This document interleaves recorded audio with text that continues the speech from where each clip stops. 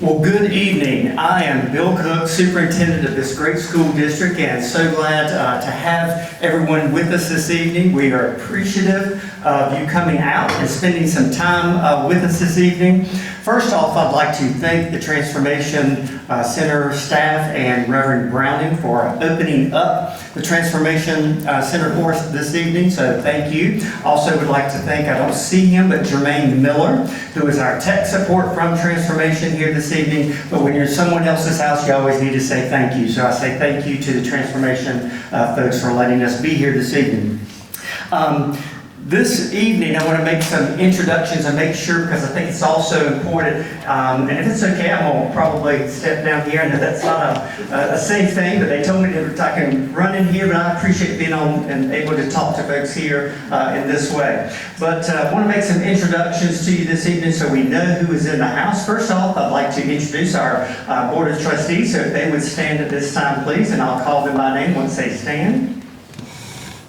We've got our Chair, Helena Miller, Vice Chair Terry Hutchinson, Ms. Ann Reed, Ms. Wendy Cole, Ms. Mildred Douglas, and Ms. Robin Owens. And so we thank them for being here. Let's give them a big round of applause, please.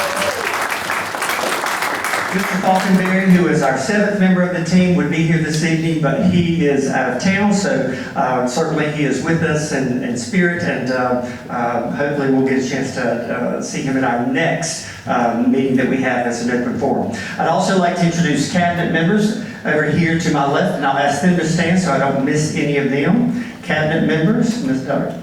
So we've got Dr. Luann Kokolas, who is Chief of Strategic Planning, Brian Vaughn, who is Chief of Operations, Terry Smith, who is Chief Finance Officer, Tony Cox, who is Chief of Operations. I think I said Mr. Vaughn, but he is Director, Executive Director, and then Tony is Chief of Operations, and James Brown, who is new to our team. He is our Director of Security and Safety, so we're glad he's here with us. And did I miss any other staff members? All right, well, I think I got everybody. So, you're going to hear this evening from our team about our master plan. Our purpose of the meeting tonight is to talk about our journey. How did we get to tonight? What is it that caused us to be here together to have conversation about our school district and certainly about our facilities within our school district?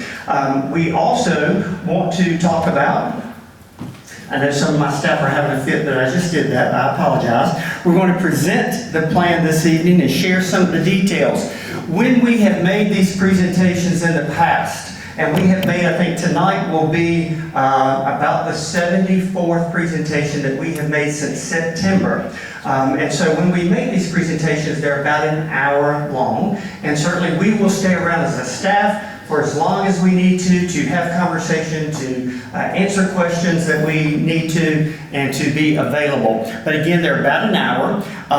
We also generally have a specific format that we try and stick to. And so I'll ask you, if you will, to use our format. When Mr. Vaughn and Ms. Smith, who will be our primary presenters this evening, when they present, they're going to talk in a scripted sort of way. When you're making a presentation about this kind of information, you want to be consistent. And when we finish our presentations by March 30th, we will have conducted about 93 of these presentations. We have made these presentations to community members, to our schools, we had 3 back in the fall. We have made them to faith-based communities. We've made them to realtors organizations. We have made them to our economic development members. And so we've made a good bit of these presentations, and we plan to have at least one more community presentation in the month of March. And certainly we'll advertise that as we have. Tonight, we'd also like to give to you some resources. When you're in this format, there's a lot of information in this plan. So we're going to give you a website that you can go to. I think we've put some copies out on your tables that you can share, look at. If you'd like a complete copy, we'll certainly do that after tonight and get that back to you. Thank you, Tony. And one of the things that I'd ask you to do is, as the presenters go through their presentation, that you write down those questions that you have at that time. There should be some index cards some index cards on your table, some utensils to write with, and then Dr. Kokolas and Mr. Cox will come around and get those questions from you, and then they will bring them back before the end of the presentation, and they will give them to our district staff members to respond to. So whatever questions that you have, we'd like you to write those again on those cards. Then they'll be collected, and all you gotta do is wave it, and they'll come around and collect them, and then distribute them to those individuals who will answer them. And then we'll finish off with a video that we have for you, and then again, district staff will be around, and I'm sure our board members will be around too, to answer any questions that you have. All right? Any questions? I know those are to come. Those are to come. All right, well, we are glad to have everyone here, and I'm going to turn it over to Mr. Vaughn. And again, he is our Executive Director for Facilities in our Operations Center. And Mr. Vaughn, we appreciate you. Thank you. Good evening. Good evening. So my name is Brian Vaughn, Executive Director of Facilities for Rock Hill Schools. A little bit about me. I've been blessed to work for the Rock Hill Schools for 23 years. I have a son who graduated from Rock Hill High School. I have a daughter who is at Rock Hill High School, and my wife is a teacher with Rock Hill Schools. So very vested in the community, very vested in the school district, and I think it's an awesome place to work.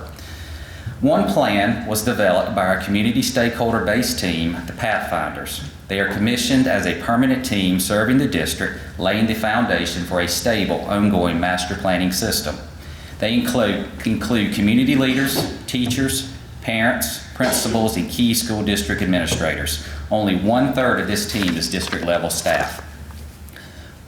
Plan 1's new key goal for 2030 is to transform our school campuses into one Rock Hill modern learning environment for every graduate's success.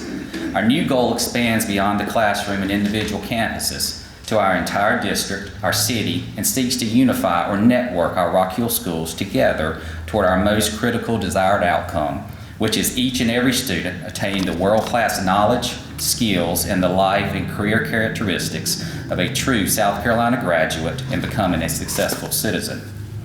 To discuss our campuses, we transformed our campuses and we assessed our current facilities inventory shown here.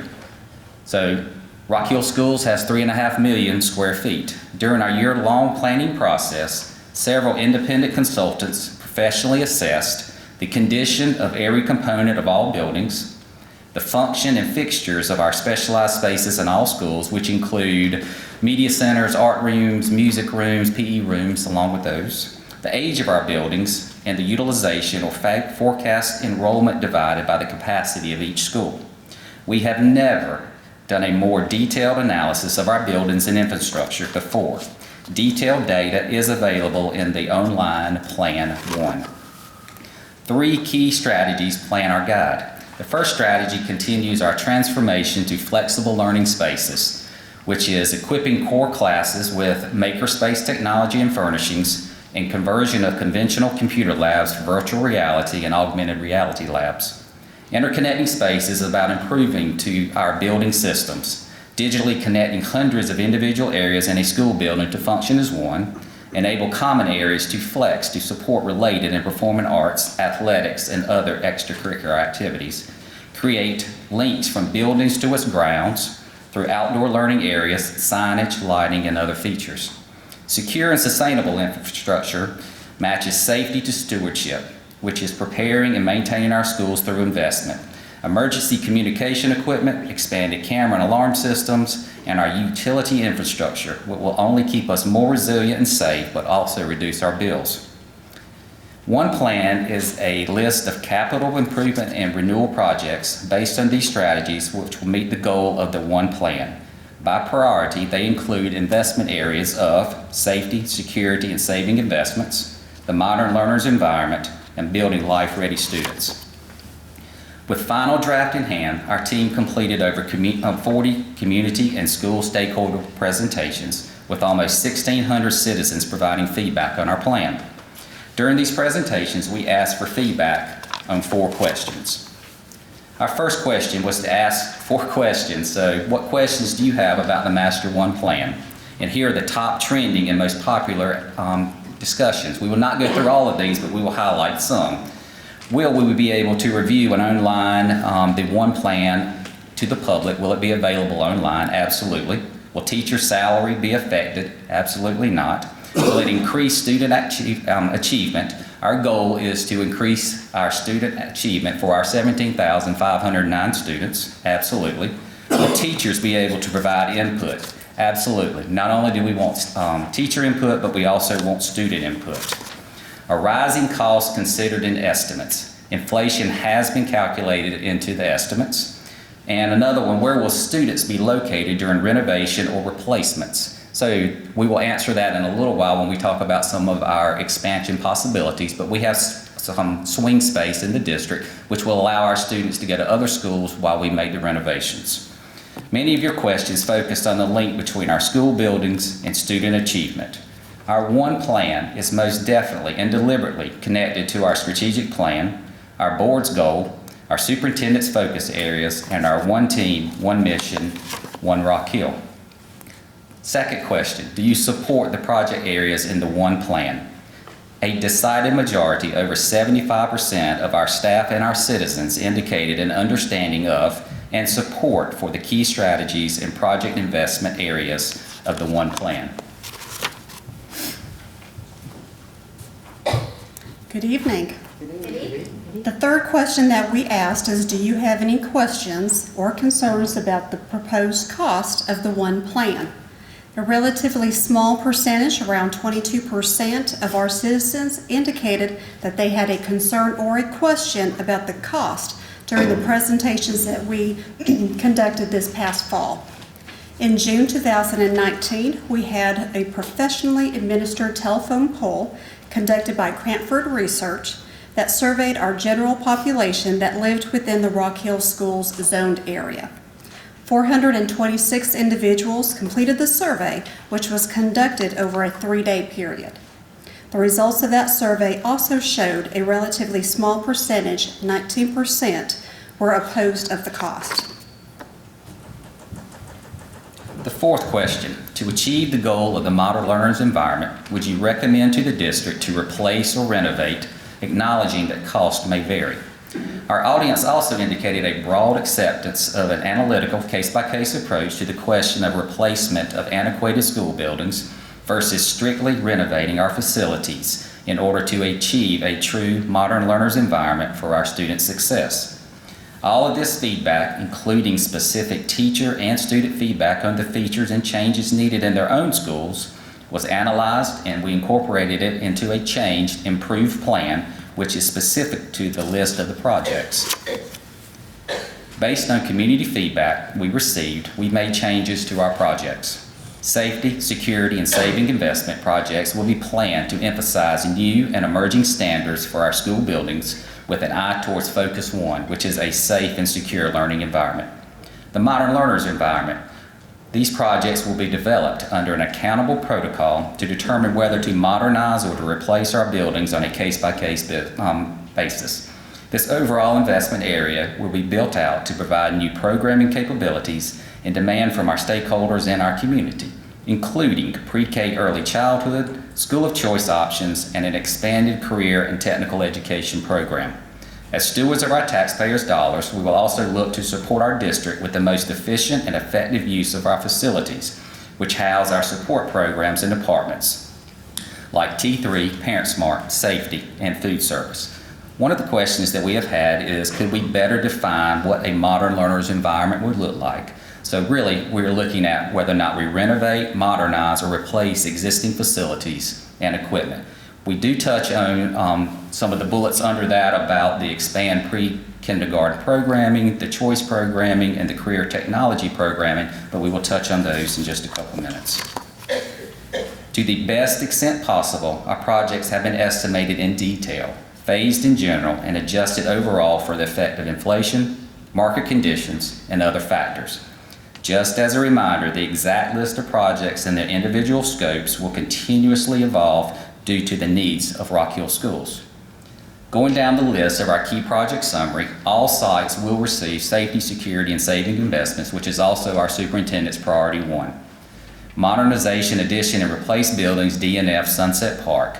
We have a building out back at Sunset Park, which is a two-story building that does not meet ADA compliance at this point in time. We have done substantial amount of work to the front of Sunset Park, hallways of Sunset Park. We have added sprinkler systems to Sunset Park, but we do have this building in the back. So when we talk about replace versus, replacement of that type of building versus the retrofit. So we have retrofitted Sunset Park to an extent, and now there's a couple buildings there and a couple hallways that, again, that do not meet ADA compliance that we will be removing and rebuilding.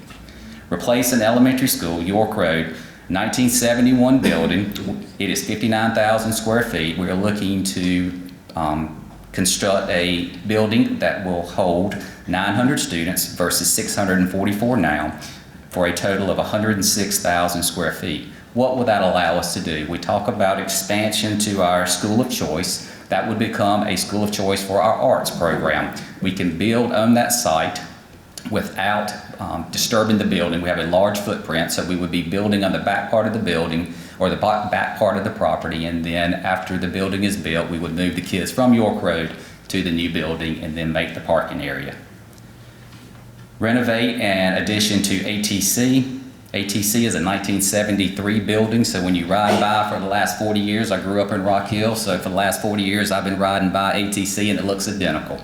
We want to change that. We want ATC to be new, sleek, and be able to attract the amount of students that we need to have there.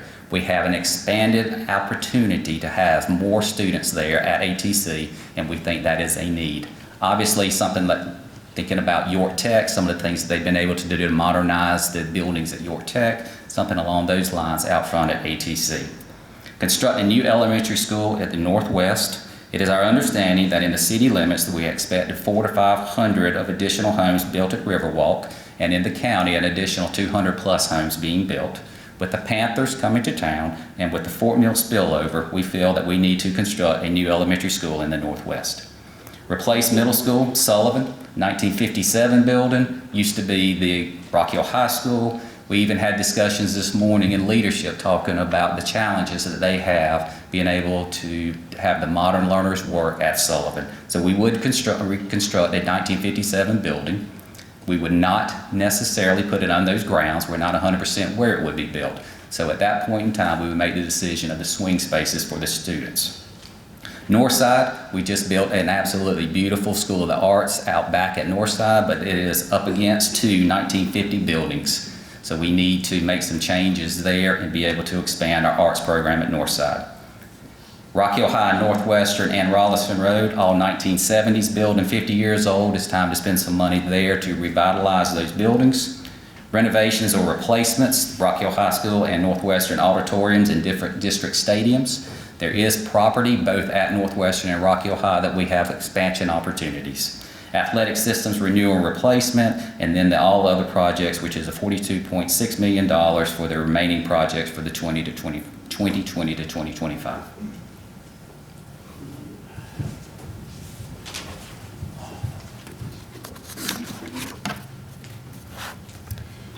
In addition to the basic priority of the three investment areas, the specific projects within each of the are prioritized by the Pathfinders according to how they support the goal, the strategies, and the one mission of Rock Hill Schools.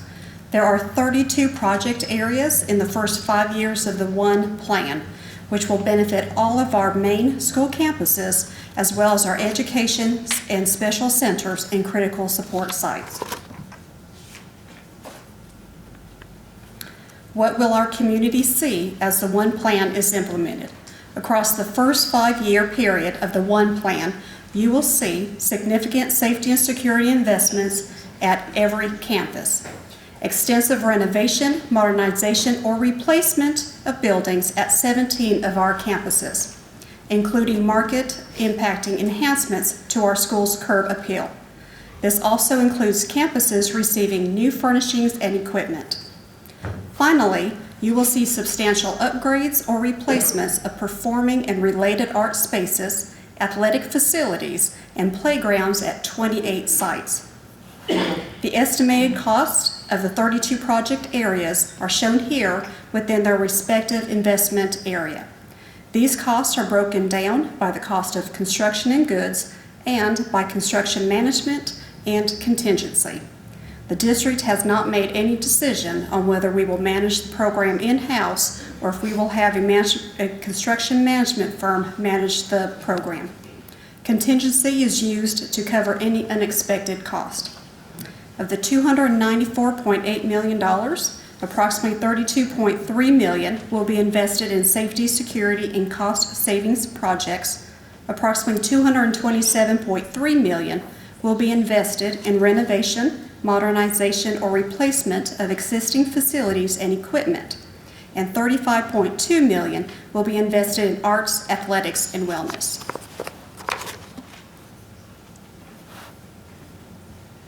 In 2015, the district asked voters to approve a $110 million bond referendum.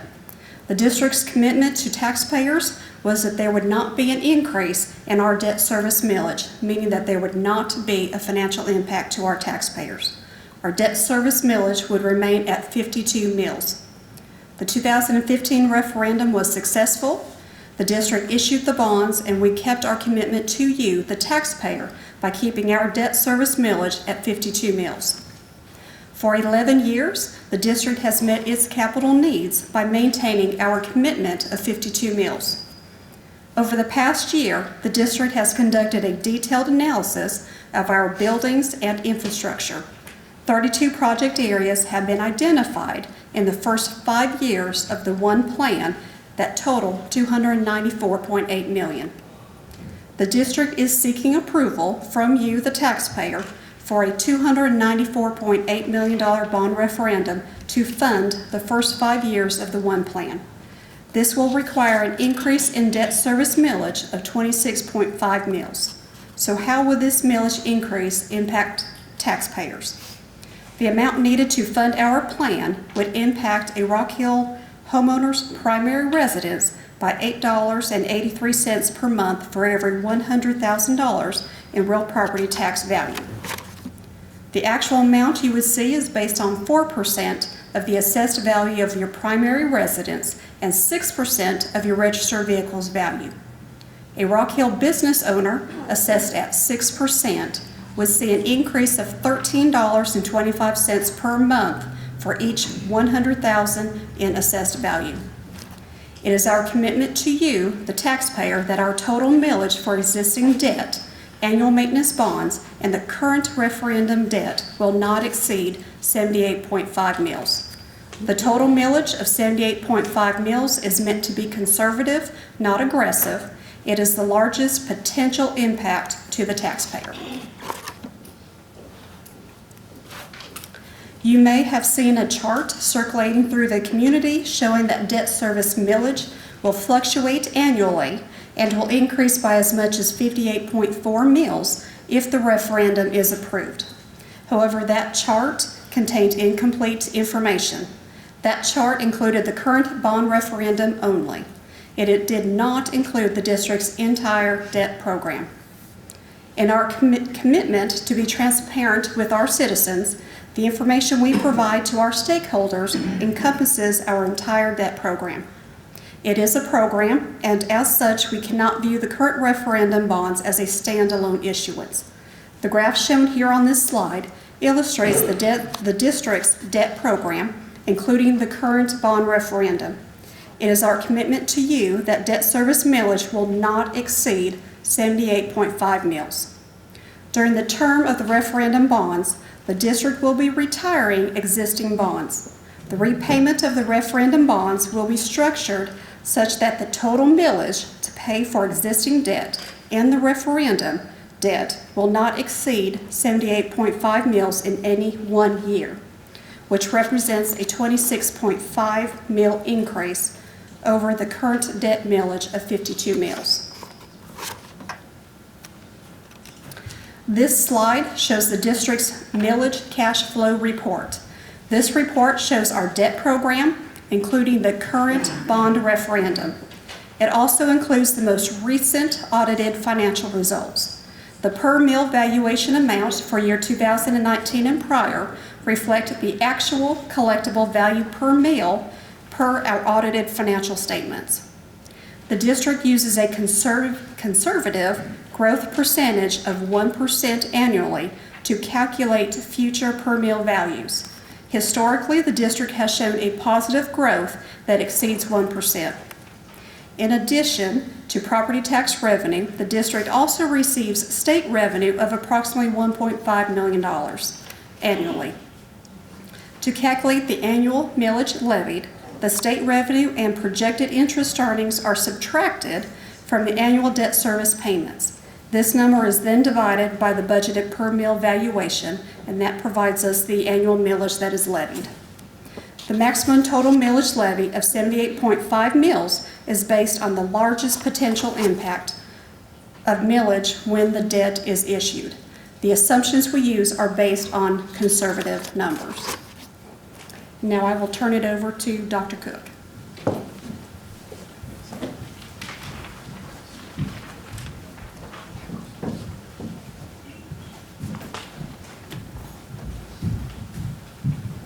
One clarification, we are looking at a northeast elementary school because of the Panthers and because of River Walk-in for the county, not northeast. So thank you, northeast. Thank you, Mr. Vaughn and Ms. Smith. I'm so glad that we had some additional folks to join us. Welcome. We're glad that you're here. If you have those questions at this time, I'm going to ask Mr. Cox and Ms. Dr. Kokolas, if they would, to kind of circulate, pick up those questions from you at this time. And then what we'll do is share those and have staff to come forward and answer those questions. Mr. Vaughn will come up, and Ms. Smith, as well as Dr. Kokolas and Mr. Cox. But if you have a question, please jot it down on the card and give those to Mr. Cox is making his way over there, and Mr. Brown, I think. And while they are doing that, I'd also like to introduce, we have with us this evening, in addition to Ms. Smith, our Chief Financial Officer, we also have with us our financial advisor that we consult with, especially when we are talking and working on projects such as this, and his name is Brian Nurick, and Brian is with Compass Municipal Advisors. They've had a change, so I hope I got that. But Brian is back here, and we may call on him if you have a question in particular that he can answer as well. And we have Beth Livesey, who is also in our district and part of our finance department. So Beth, glad you're here this evening as well. But again, if you've got some questions, please share those, and then I'll ask staff to come on up, and we'll begin to try and answer those for you.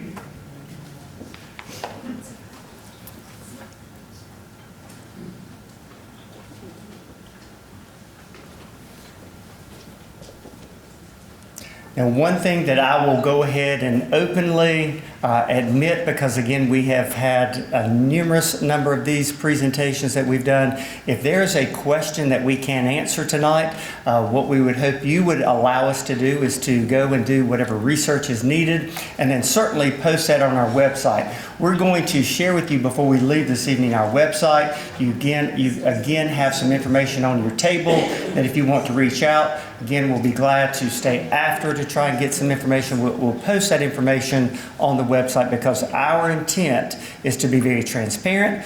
We are here to give information, to share what and why we have gone through what we have gone through. One of the things, again, just as they're sorting the questions, that our Board of Trustees, we started and have on our website from last April our presentations to the board. We began the presentations to the board from our Pathfinders group that you saw in the very first or second slide of the presentation. And that Pathfinders group shared the plan and report with our Board of Trustees. Presentations were made all up through July. Those are online. We recorded those as we do all of our board meetings. And then in July, the Board of Trustees said, we want more community feedback. We want the community to be involved in this process. And so we then began those additional presentations. The first semester, as you saw, we asked questions. We asked for input. I have a student advisory group that I meet with quarterly that represent all of our high schools. They were included in this input. And then in December, is when the final presentation was made to the Board of Trustees, and then they voted to look at that plan, to focus on the first 5 years of the plan, and that's where that $294.8 million came from, and voted to 7-0 to call for a bond referendum to fund the plan. So that is where we got to from the first semester, and then moved into January, and now and continue with sessions like this. Again, we will have at least one more community session like this that we'll be announcing, and certainly I know our local newspaper will share and promote that, as will we on our website. So I think we are ready to begin answering some of those questions. So Dr. Kokolas. Thank you. And if we don't have the specific answers, we'll certainly be gathering that information and placing it on our website within the next day or two. With the growth of charter schools, what's your projection for growth over the next 10 years, since we are considering building and expanding buildings? And if we are going to be having a new Northeast school, expanding enrollment to 900 in new schools, it's probably going to mean shifting of some planning segments and looking at our maps and our zones. And we do annually complete a demographic study where a demographer comes in, looks at growth, looks at business, looks at economic development, looks at housing starts, and then projects what our enrollment will be. So we don't do that on a 10-year basis, we do that annually. And so we'll be looking at those projections as we move forward with expanding our buildings and renovating. And we will put our current projection on our website so that you can see the most recent demographic study. This is for Tony Cox, the $597 million for 3.5 million square feet of buildings. How much did the study cost, the facility study? Question about facilities. Our master plan has been being developed as an annual living document for over 10 years now. That Pathfinders team that you saw on the second slide has participated in ongoing development of what our plans are. One of the things that we noticed at about 3 years ago was the need for capturing or assessing exactly what the condition was in our 3.5 million square feet. We have an excellent maintenance department, and they can see what they can see, and we have maintenance histories and things, but sometimes you need an independent assessment that goes beyond it and looks at the probably 40-something component systems of a building. Roofing is just one. We actually looked at Charleston County Schools and a couple of other peers and looked at what they were spending on assessing their facilities. We used a cost factor of about 15 cents per square foot to do it. At that time, with our square footage, that amounted to a little bit less than $500,000.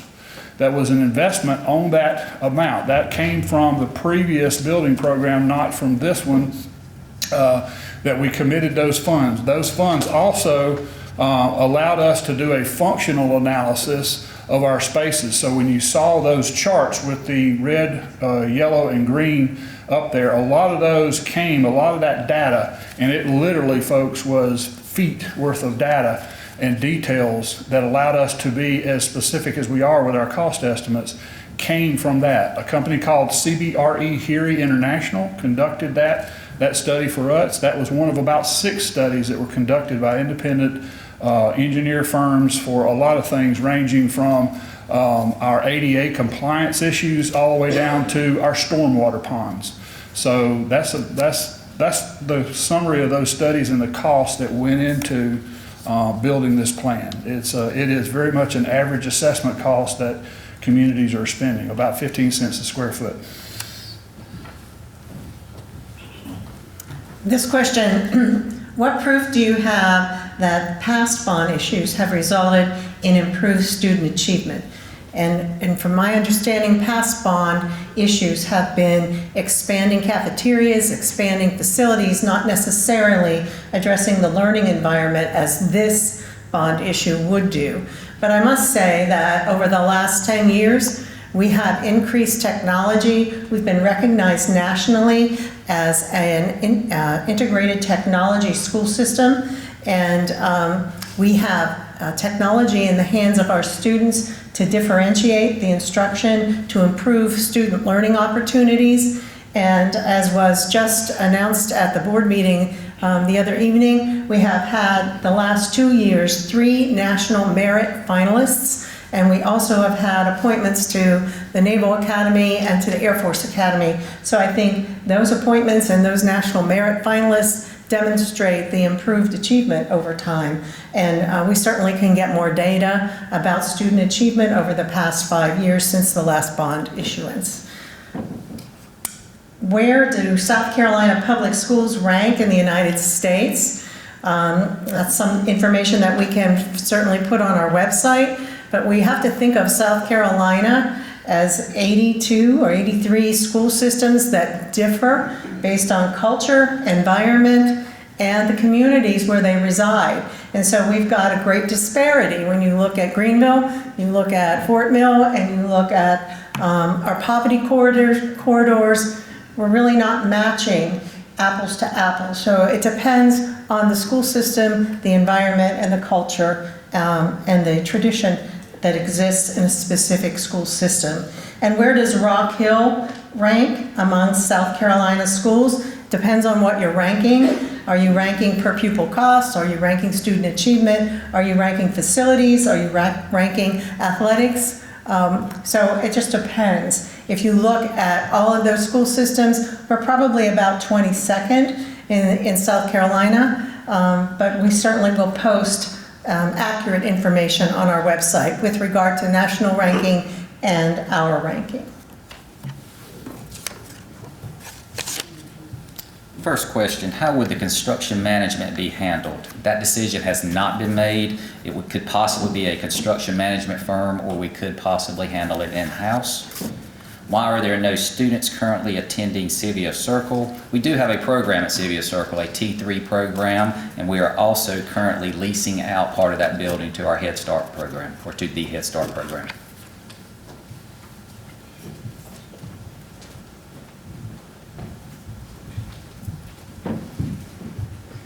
So a question was asked about how is the tax millage calculated. So on a $100,000 value home, that tax impact on a primary residence is $4 per meal. So at 52 meals at the moment, a taxpayer would be paying $208 on their primary residence. With the increase of 26.5 meals, that amount is an additional $106 per year, for a total of $314 per year. Can you explain that again, please? Those numbers didn't sound right. $100 a year for $300 a year? We are currently at 52 meals is our debt service millage. So at 52 meals for a $100,000 value home, that tax amount is $208. Okay, all right, thank you. Okay.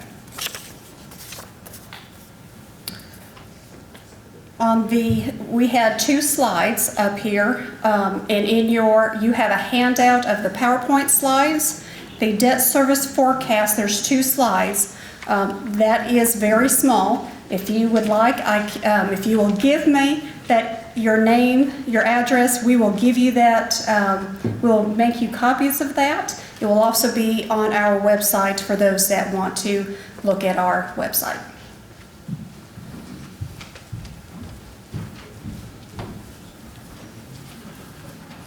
Okay, we had several of these, and the first one that I had was define modern learning environment. We do actually have a section of our plan, a section of projects. I am going to be a little specific on this. We call it the modern learners environment. That is a student-focused word versus a building-focused word. The modern learner is one who is a digital native, the one who views all the things that we still find a little challenging for some of us that have white hair, and a little bit something to get used to as just something that's fluid with them. It is as much a part of their lives as growing up in bicycles and everything else were to our lives. So the modern learner is someone who accesses the world in a very different way, who is not necessarily dependent on technology, but certainly much more adept at it than we ever dreamed of being. And because of that, they're asked to do a lot more critical thinking, whereas a lot of things that we did in the classroom were simply finding the technique to be able to look up the answer. If you remember the Dewey Decimal System in your library and everything else like that, they're beyond that. What they're doing now is looking and living in a digital world. So we're looking at a digital world. Now, does that mean that we don't have walls and ceilings? No, of course not. But it does mean that the configuration of those walls and ceilings is much more flexible. Instead of designing our buildings to the same architectural standards that we did 100 years ago, where it really is an institutional walls and bells and rows of desks and everything else, we are trying to build our classrooms now in our modern learners environment in a way that facilitates their learning, in a way that allows them to reach out, to research, to critically think, to team up, to look at their teacher as a facilitator rather than a sage on the stage that dispenses information for you to memorize and then spit back on a standardized test. We see where that evolution is going.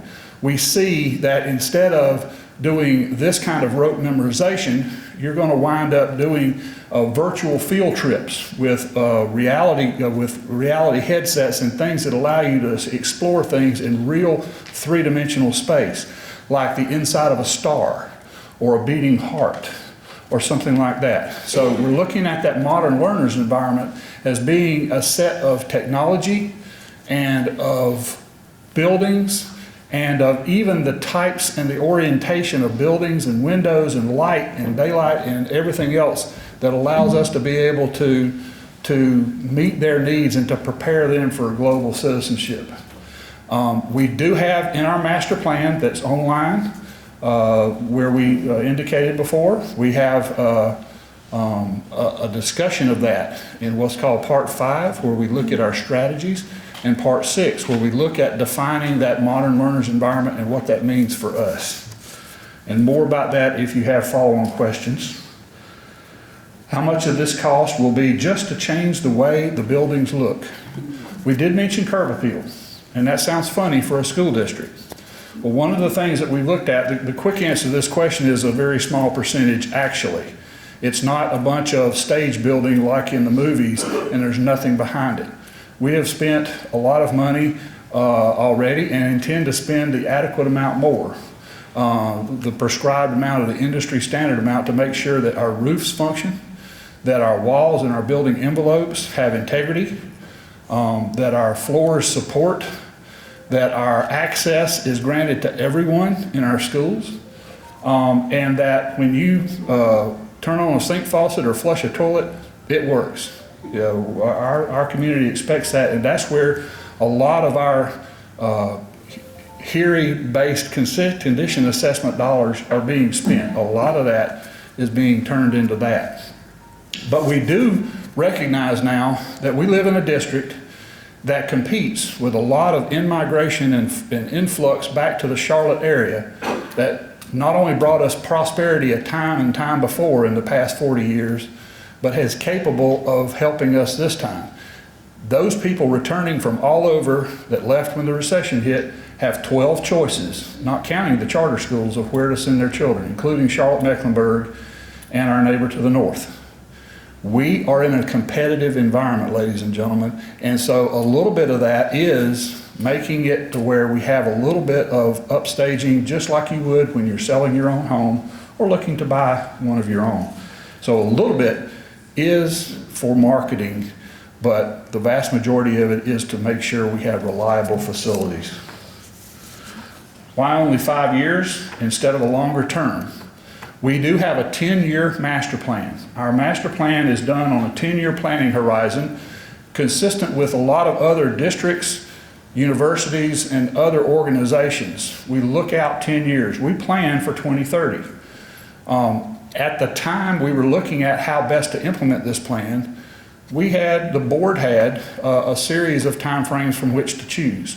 What we have most often chosen in the past, from the 1990s all the way up to 2005 and then 2015 as a referendum authority, a authority to be able to build a set of projects for this amount of time and money, was 5 years. Our board chose a 5-year term. That represents the first half of the existing Master Plan 1 that we have. So that was our choice. Where can we get a copy of data? And it says enrollment forecast and utilization study. Another study that we contracted an independent company with, one of the leading national firms called Cropper and McKibben, gave us in 2017, and we updated it in 2019, a 10-year demographic forecast that was based on all the standard demography features that you use to forecast enrollment, as well as doing a utilization study that forecast for a 10-year period what that enrollment and that demographics in that school's zone meant as a utilization of that school's capacity. That information is online, and we'll provide it. The demographic study called Cropper and McKibben for 2019 through 2029 was the time frame of that study. On one hand, you state that in the future, the revolutionary trends in technology, school choice, and pedagogy will likely overshadow the need to simply build more classrooms. This is in direct contrast to the big brick and mortar cost you are asking for. I do want to be specific, and it is detailed in part 3 of our master plan, where we look at trends and drivers, and as well as where we set our goal and look at what do we do. Are we growing, that demographic study I mentioned, on a basis like Fort Mill? The answer is no, we're not. Do we need to be able to renew the capital with capital programs, to renew the infrastructure and the inventory that we had? Yes, we do. Whether it's brick and mortar that renews our own infrastructure inventory or replaces it or adds to it, that's 3 different things. So we're not building based on completely on growth.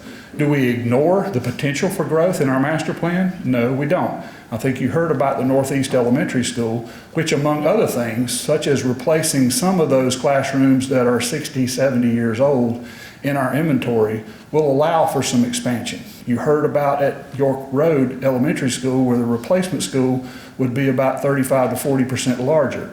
That allows for some growth because of our choice programming and our expansion there.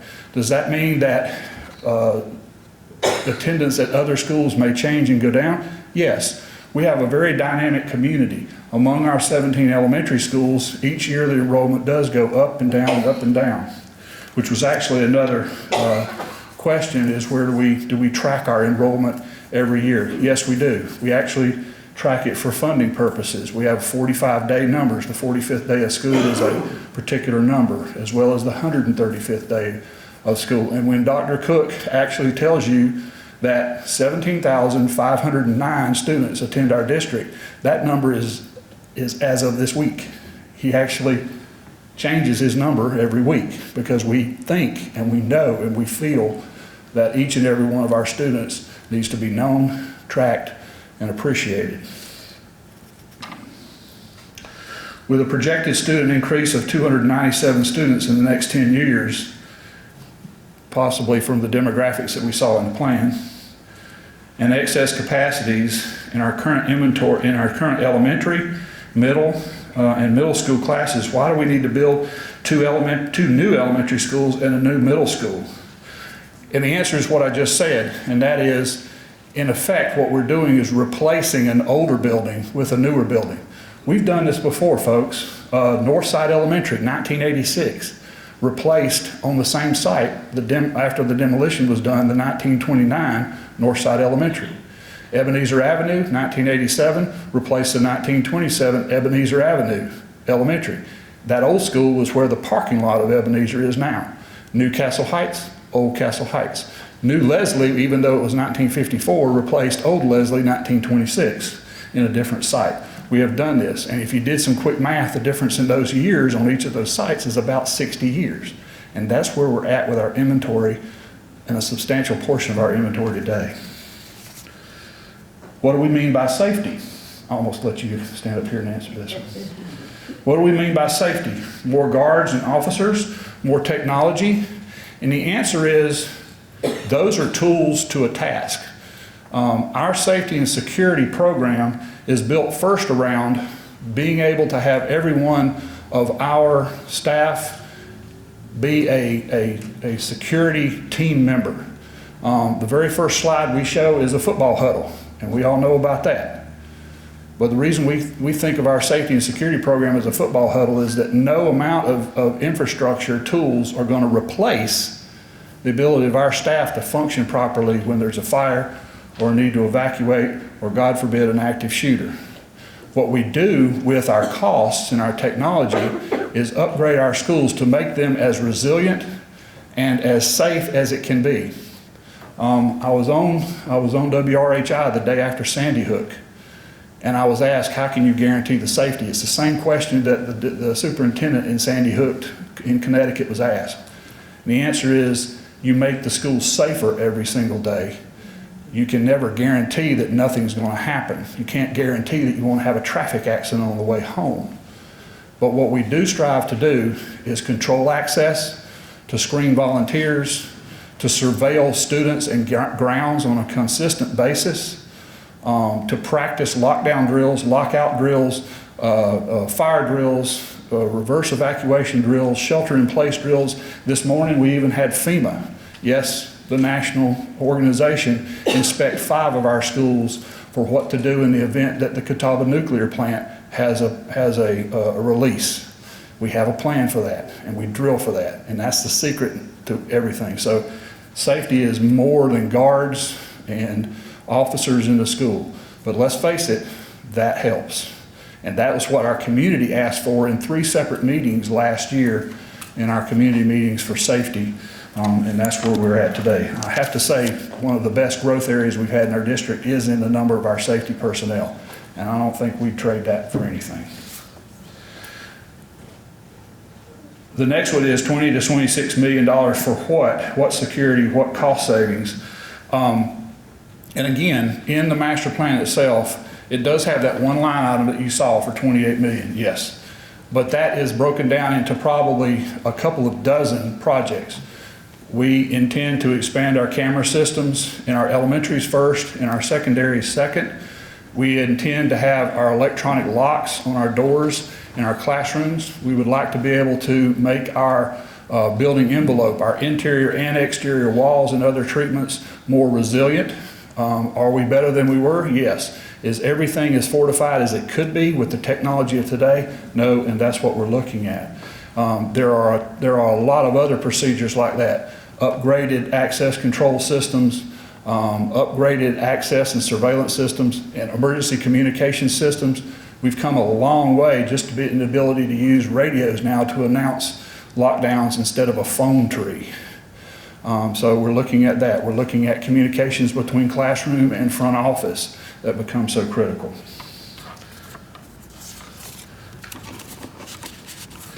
That's some of those questions now.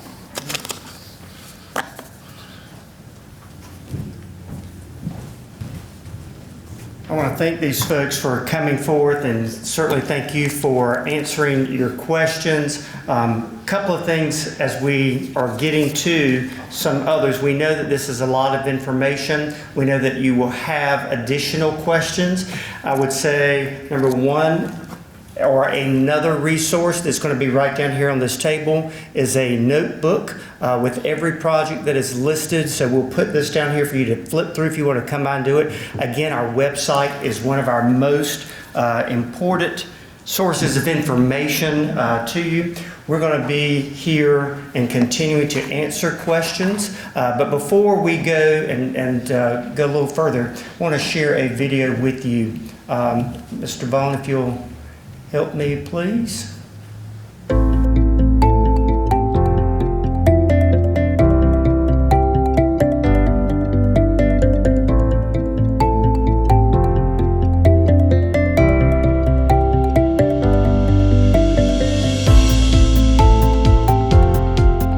The mission of the Rock Hill School District for our 17,000 673 students is to provide each one of our students with the opportunity to be actively engaged in the learning process to have a successful future. We can accomplish this through partnering with our parents, our community, to make sure that we create an environment where we inspire students to learn, connect, grow, and thrive. Investing in our students is just a non-negotiable. We have to invest in our students to make them life ready. A life-ready student is able to compete in a global market. Whether they go into the technical career or go into a four-year college, they're ready to actually go out and start life. I think that a life-ready student is able to communicate effectively, able to learn new types of technology, and most importantly, able to adapt.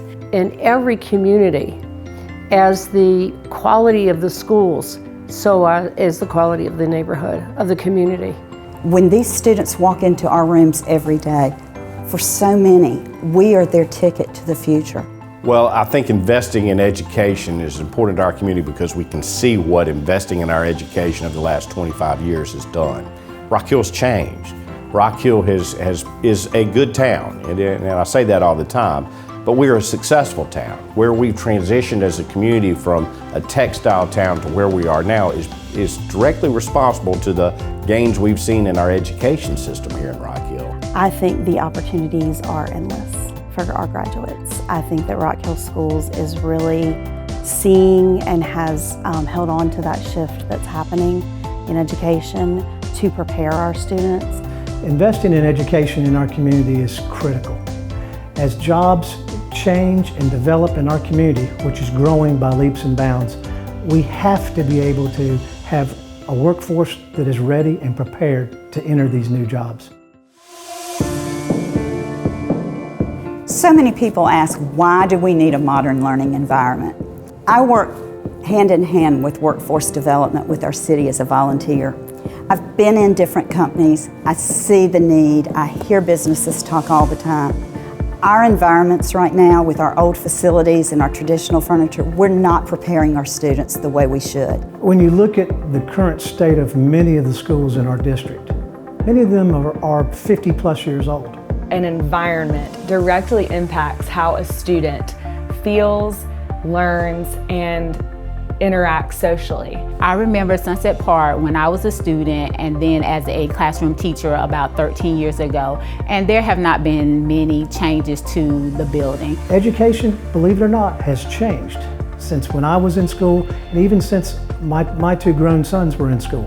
So I believe that it is very important with the way our students are growing and changing that our building is updated so that it can meet the needs of our students and our students can be successful within the building and then go forth and be a part of our community. I think all learners need to be provided with the opportunity to have that flexible, modern learning environment. I was very fortunate to be the principal at Richmond Drive Elementary, which was a 1949 building. And now I'm the principal at Cherry Park Elementary School of Language Immersion. I loved all of my days and I loved my old school at Richmond Drive, but I'd have to be honest that in the new building we're in, we have made such improvements in the teaching and learning environment. Creating a 21st century learning environment where children can learn those skills is vital in order for them to be able to compete both nationally and globally. We try with the techniques that we've been taught, we try to have collaboration, but it's just very difficult in a traditional classroom to model those types of environments. We want our kids prepared. We want them to be the best they can be. I think safety and technology go hand in hand. So I think things like adequate fencing is important. I think automatic lock systems on the doors is very important, and all of that can happen at the touch of a button. We go to work every day. We go to work for 8 hours. And a big portion of that 8 hours, our children are at school. So we want to make sure that when they're there, they're safe. I hope that my children go into school every day where they can focus on learning and focus on being the best person that they can be, and they don't have to worry about safety. We want our children to be safe, and we want them to be educated well, and we want them to be a whole child. And that's what we're aiming for.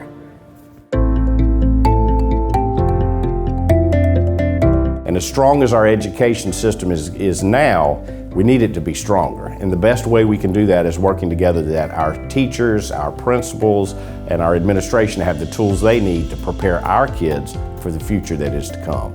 As we review the master plan and see the opportunities for renovated facilities, replacement facilities, and brand new facilities, we also are given the opportunity with this plan to look at expanding our much needed pre-K programs. We have 4-year-olds in our community that we desperately want and need to have them part of our school district.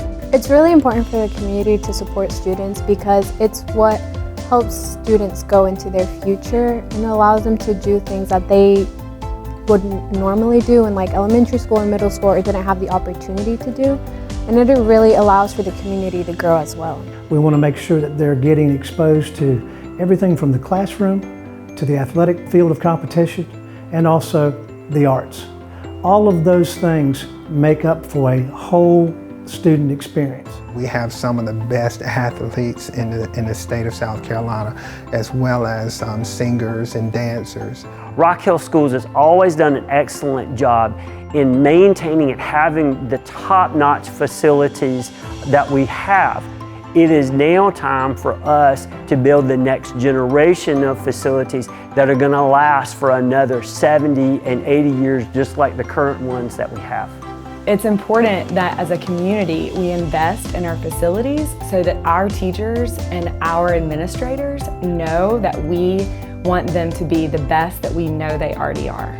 And to be able to make Rock Hill a place where people want to come, we have to kind of step the game up to make sure that we're ahead of the game and we're actually paving the way.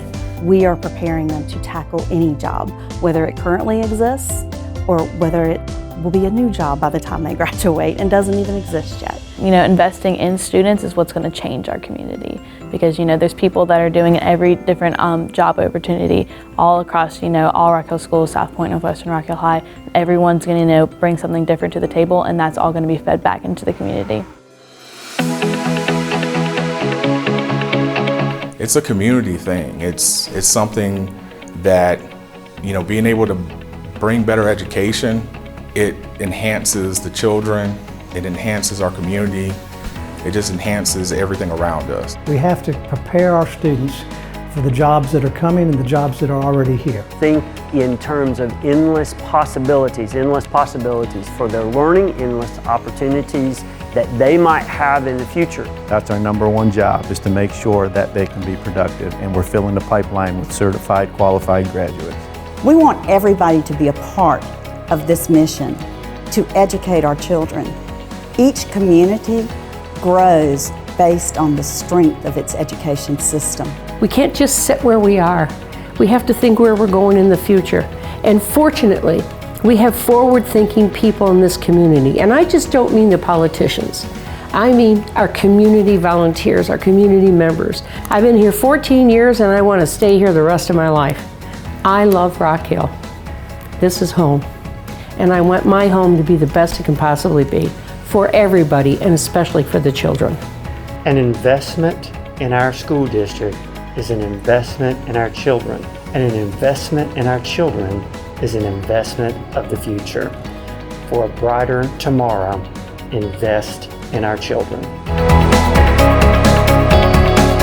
Invest in me. Invest in my future. Invest in my education. Invest in me. Invest in my future. And invest in my education. Invest in me. Invest in my future. Invest in my education.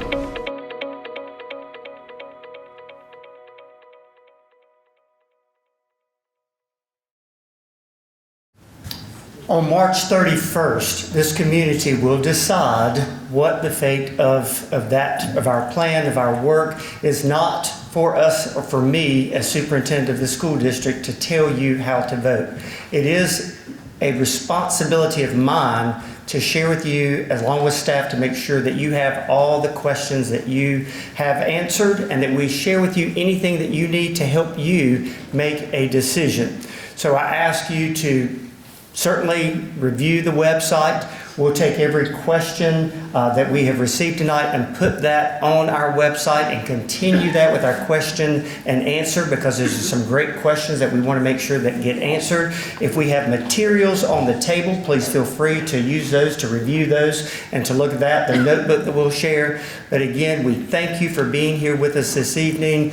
We tried to be very mindful of your time, keeping it to an hour, and staff will be around to answer any individual questions. So for some reason, if you've come up with another question or you want to make a specific comment to us, I would also ask if you, I know many of you are community members, and it may have been a while since you've been in one of our schools, but you'd like to go in one of our schools. You'd like to see what we're talking about in our plan. There will be a sign-up school tour sheet that we'll put down here on this table. Dr. Kokolas will make sure that we've got that, and we'll communicate with you. Either myself or one of our staff will be willing to go with you and make sure that you see what we have and try and get those questions answered. Again, we thank you for being with us this evening. Thank you for taking time, and we'll certainly be announcing our next community meeting so that you can be involved in that. Thank you for your time this evening.